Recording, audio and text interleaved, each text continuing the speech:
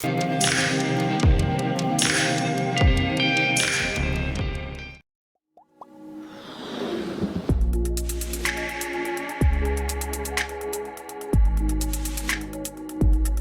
is going on, guys? Adam here from MAJcubing.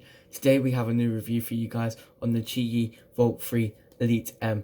As many of you guys know, the Valk series made by QiYi is widely renowned for their lineup of very stable cubes, and this cube is no exception. Some of the Elite's predecessors faced issues with speed turning, sacrificing speed for stability.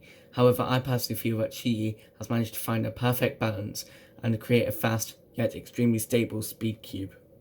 Firstly, I want to begin with the box. I know a lot of people won't really care about this, but I really appreciate nice packaging. This sleek black box reminds me of smartphone packaging. Inside of the box, you're greeted by a nicely designed cube case and 4 identical boxes, but we will get to them later. If we open up the cube case, we can now get on to reviewing the cube. And I want to start with the appearance of the cube.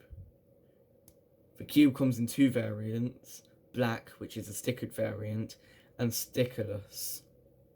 The cube has nice primary internals on the inside of the cube.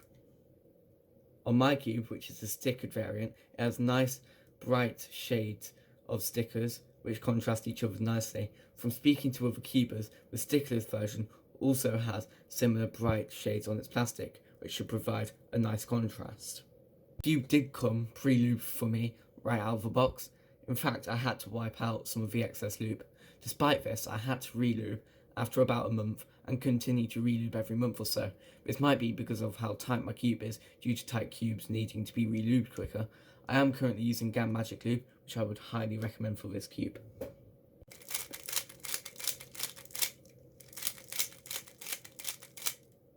When I turn this cube, a few things about it are glaringly obvious. The first thing about this cube is that it is really quiet, especially when you compare it to another cube, which I'll do now.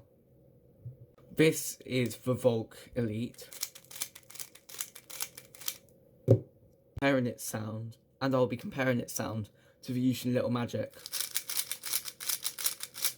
You can see there is a clear distinction between the sounds of the cube. This cube is definitely a lot quieter. Getting into the turning of the cube, you can clearly tell it was made by QiYi.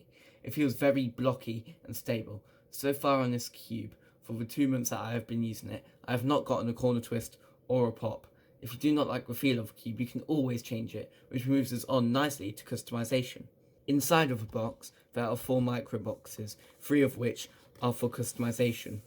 In boxes A and B, which you will find inside of the main box, you will find some magnetic center caps. QiYi has used and modernized a very creative way to change magnet strength. The center caps are magnetic and hold different strengths in each of them. It is important to note that the center caps do have to be stickered if you get the stickered variant of the cubes. However, QiYi does provide the stickers for this.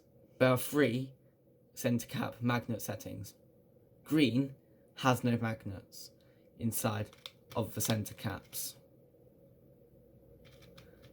only allowing for the edge and corner pieces to attract to each other, as standard with any other magnetic cube. The green center caps are the weakest magnet setting, the clear ones are the medium setting, and the red ones are really strong magnets, which would be perfect for you if you like a blocky and snappy cube. Moving away from magnet settings, we have the GES3 compression system and tensioning. You'll find these in box C. You take off the center caps and then you unscrew the screw which is underneath the center cap, and then you take the GES that you want and then you place it and then screw the screw back in. Clear is the medium setting, red is the loosest, and green is the tightest. I currently am using the green. You can also tighten or loosen the screw a bit more to adjust the tensions a little more to your liking. I personally feel that this method of GES tensioning is outdated. It takes a while to fully adjust and it is really fiddly. Most big cubing companies such as GAN or MOYU do not use screw style GES systems, opting for a more modern design. If you're not good at fiddly stuff, such as screws, this will be a slight drawback. I will add that in Box D you get a lot of cards as well as a spare stickers and a manual on what retentions are. You also get a cleaning wipe provided by QiYi. So with that out of the way, let's do a solve.